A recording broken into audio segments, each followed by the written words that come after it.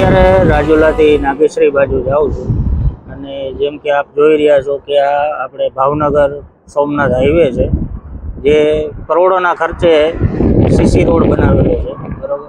અને હાલ તમે એની અત્યારે આપણે એક જ ચોમાસું થયું એની રોડની હાલત તમે જુઓ કે આની અંદર કેવડી મસ્ત મોટો તિરાડો પડી ગયેલી છે, બરાબર. એટલી નબળી ગુણવત્તાનું કાર્ય કરેલું છે, જેના ઉપર ચોક્કસ કાર્યવાહી થવી જોઈએ. જોવું જોઈએ કે ભાઈ આ જે પણ સરકારી અધિકારી છે, જે પણ કોન્ટ્રાક્ટર છે, બરાબર છે, એમની ફરજ જોવી જોઈએ એમને કે આ એટલું બધું ખરાબ કાર્ય કઈ રીતે થયેલું છે, બરાબર. અમારું એક જાહેર જનતા તરીકે એટલું નિવેદન છે.